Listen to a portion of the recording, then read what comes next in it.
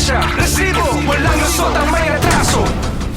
Isang informant ang nagpaputok ng impormasyon sa Philippine National Police, Criminal Investigation and Detection Group, Anti-Transnational Crime Unit of PNP CIDG ATCU tungkol sa isang grupo sa Pasig City na sangkot di umano sa pagbebenta ng mga iligal na armas. Sino po ang nag-report sa inyo? Paano nyo na-discover itong pangyayari? Yung nagbigay sa amin ng report ay isang concerned citizen na so happy nakabili rin siya ng firearms sa mga suspects. Paano nyo ginawa yung surveillance? Nung pumunta yung informant dito, yung mismo nakabili sa kanila, pinakita niya yung item na nabili niya, yung exchange of messages nila between the suspects. Agad pinlano ang isang entrapment operation, umorder ng mga barilang asset ng PNP. Pwede raw makabili kahit walang mga dalang papeles. Paano nyo ngayon ginawa itong surveillance, sir? Ang report ni concerned citizen is pag nakapag-establish ka na ng magandang communication sa grupo nila, Opo. yung pagbili ng baril ay parang bumili ka na lang ng candy or coffee. After a few hours, aba, ready to meet up na raw ang mga gun seller real quick, ha? Tapos may gitsure yung sa sisig, ayusin nyo yung pag-sis ng item, tsaka yung mga barrel. Tama dapat yung ating pagkuha ng serial numbers ng bawat barrel na isisis natin. Agad na nagtungo ang mga operatiba sa itinakdang lugar ng subject at ng asset.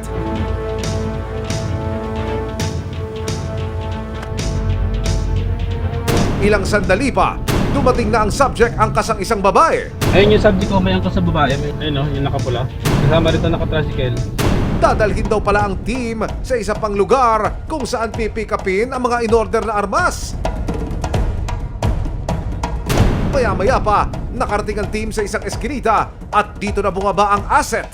Sa pamamagitan ng kuha ng dashcam ng PNP CIDG na dokumento ang mismong transaksyon hanggang sa hulihin ng mga alagad ng batas ang mga suspect na di umano'y mga gun runner. Dito po unang masusulyapan at makukunan ng dashcam ang mga suspect. Narito po ang mga suspect. Ang babaeng nakakulay pula na may dalang payong at ang lalaking ito na nakakulay itim. Maya-maya pa, papasok na po sa frame ng video ang police asset. Ang lalaking ito na nakakulay pula. Dito po gaganapin ang mismong transaksyon, ang bayaran kapalit ng mga baril. Ilang saglit pa, iniabot na sa asset ang isang bag. Isang grupo ang nagbebenta umano ng mga matataas na kalibre ng baril at armas sa Pasig City. At nang makumpirma ng mga pulis ang impormasyon, nito lamang August 8, 2023, as fast as a bullet, ikinasa ng mga operatiba kasama ang resibo ang isang entrapment operation.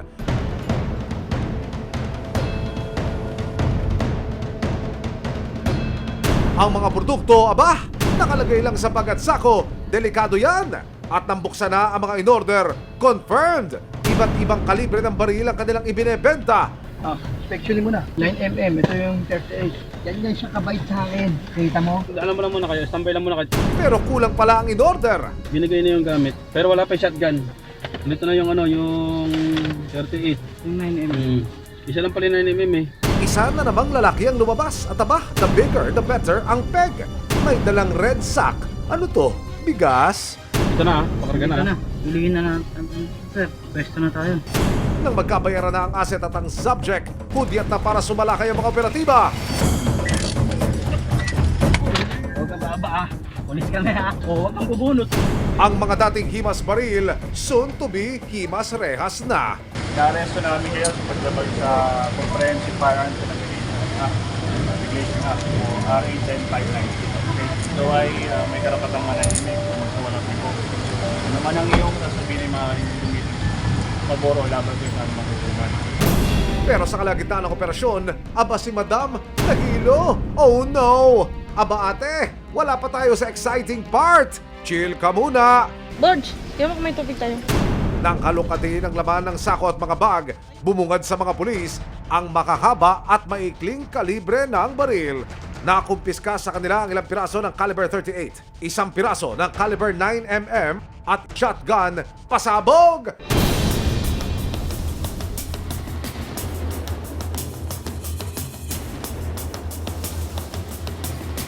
agad dinala ang mga baril at mga suspect sa opisina ng CIDG ATCU. Sa panayam ko sa Hepe, may shocking revelation pa ang mga pulis. Ilan ang nahuli at sino-sino po ito? 3 yung nahuli namin, sir, 2 lalaki at 1 babae. Apo. Yung isa is a current security agency employee. Apo. Yung 2, former security agency employee. Ang mga baril posibleng galing daw sa security agency. Based sa investigation, sir, yung mga firearms nanggaling sa mga security agencies na nagsara. Opo. So yan yung nakikita naming source. Paano kayo nakapag-conclude ng ganoon? Meron ba kayong, ano ba yan, nakarehistro yung mga, yung kumbaga sa kotse, yung body number ng baril? Ganun ho ba?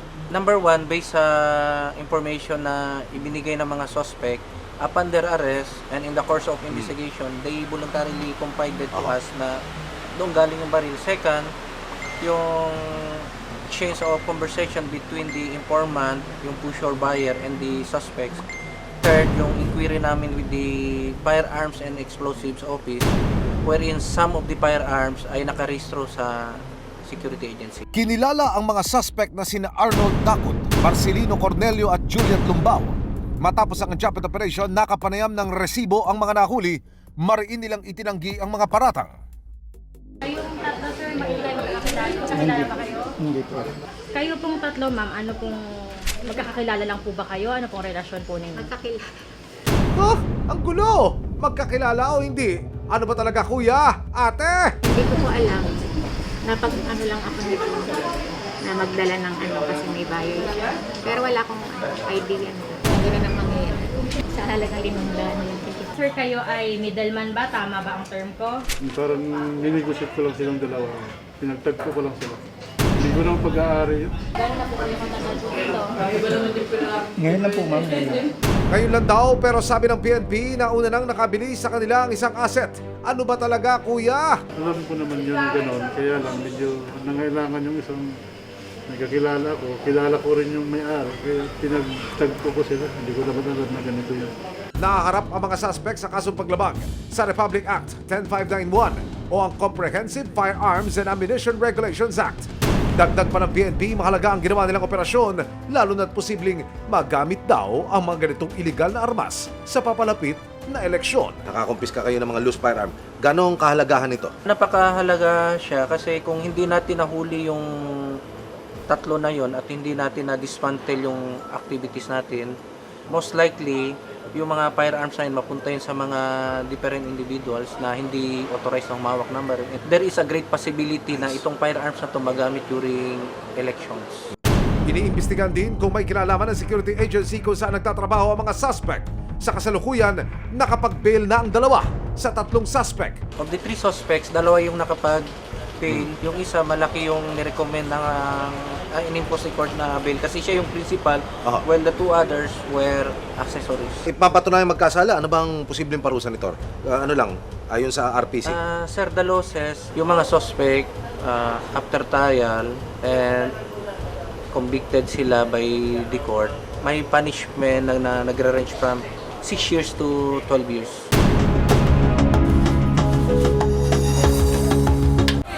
May ebidensya, resibo, walang lusot ang may atraso.